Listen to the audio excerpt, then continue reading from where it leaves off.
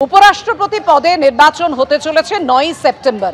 আপনারা জানেন আচমকাই উপরাষ্ট্রপতি পদ থেকে ইস্তফা দেন, পদত্যাগ করেন জগদীপ ধনখড়। এই মুহূর্তে আপনাদের জানিয়ে রাখি সকাল 10টা থেকে বিকেল 5টা পর্যন্ত ভোট গ্রহণ হবে। 9 সেপ্টেম্বর উপরাষ্ট্রপতি পদে নির্বাচন। 9 সেপ্টেম্বর উপরাষ্ট্রপতি নির্বাচনের বিজ্ঞপ্তি প্রকাশ হবে 7ই আগস্ট। কথা বলবো, আমাদের সঙ্গে রয়েছেন আমাদের প্রতিনিধি বিজেন্দ্র সিংহ। বিজেন্দ্র,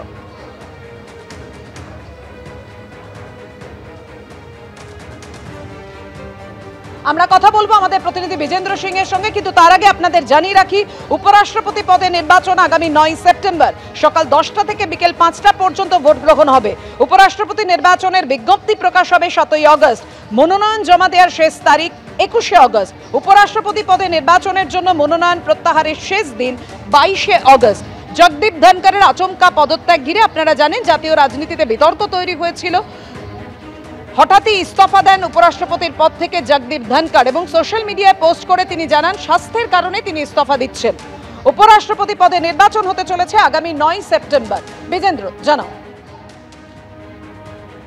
ইলেকশন কমিশন থেকে বিজ্ঞপ্তি দিয়ে দেওয়া হয়েছে, কি শিডিউল প্রকাশ করে দেওয়া হয়েছে কি উপরাষ্ট্রপতি ইলেকশনের ডেটস গুলো কি রয়েছে।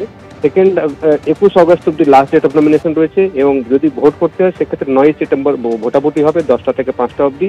সংসদ ভবন চত্বরে সে ভোটাভুটি হবে এবং তারপর যদি প্রয়োজন হয় ভোট গণনা 9 তারিখই সন্ধ্যেবেলা হবে এবং 9 তারিখে জানা যাবে কি নেক্সট ভাইস প্রেসিডেন্ট কে হতে চলেছেন জগদীপ ধনখড়ের জায়গায়।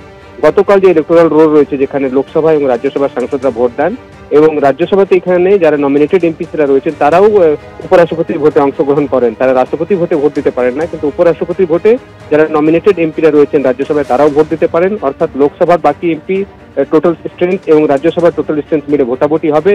যদি ক্যান্ডিডেট দেয় বিরোধী পক্ষ, তবে ইন্ডিয়া ব্লকের নেতৃত্ব থেকে আজ যেটা জানা গেল যে তারা প্রথমে দেখবেন কি সরকারের তরফ থেকে কাকে ভাইস প্রেসিডেন্ট ক্যান্ডিডেট করা হচ্ছে এবং ক্যান্ডিডেট দেখার পর সিদ্ধান্ত নেওয়া হবে ইন্ডিয়া ব্লকের তরফ থেকে তারা প্রার্থী দেবেন কি দেবেন না। তবে যে মনোভাব এই মুহূর্তে রয়েছে ইন্ডিয়া ব্লকে, তারা তাদের প্রার্থী দেওয়ারই প্রস্তুতি নিচ্ছেন ভাইস প্রেসিডেন্টের জন্য। ধন্যবাদ তোমায়।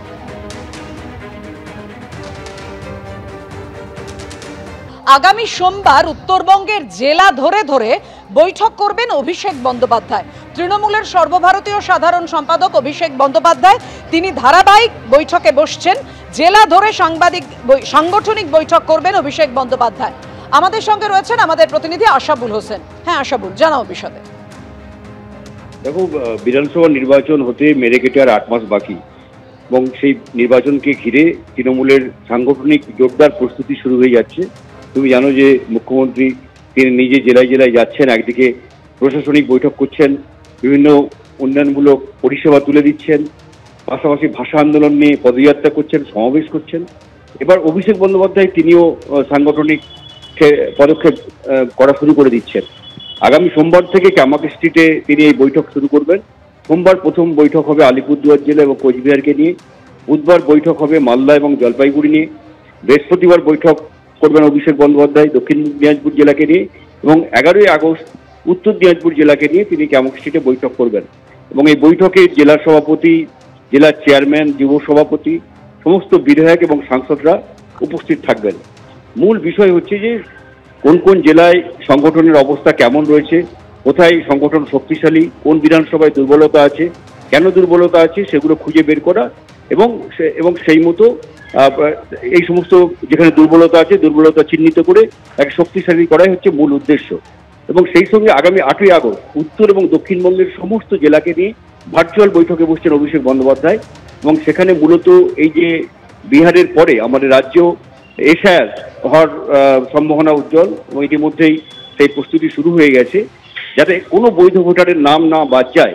সেক্ষেত্রে জেলার নেতাদের কি করণীয় কর্তব্য সেই সমস্ত রোডম্যাপ অভিষেক বন্দ্যোপাধ্যায় তৈরি করে দেবেন। ফলে 8ই আগস্ট একদিকে উত্তরবঙ্গ এবং দক্ষিণবঙ্গের প্রায় 4000 নেতাদের নিয়ে পঞ্চায়েত স্তর থেকে একেবারে জেলা স্তর পর্যন্ত নেতাদের নিয়ে তিনি যেমন ভার্চুয়াল বৈঠক করবেন, পাশাপাশি উত্তরবঙ্গের জেলাগুলোকে নিয়ে একবার মুখোমুখি নেতাদের বসিয়ে কামাখ্যা স্ট্রিটে তিনি বৈঠক শুরু করছেন, যার মূল লক্ষ্যই হচ্ছে বিধানসভা নির্বাচন এবং তাকে ঘিরে একেবারে এখন থেকেই মাঠে নেমে পড়া। সেই কারণে এই বৈঠকগুলো হচ্ছে। ধন্যবাদ তোমায় আশাবুল।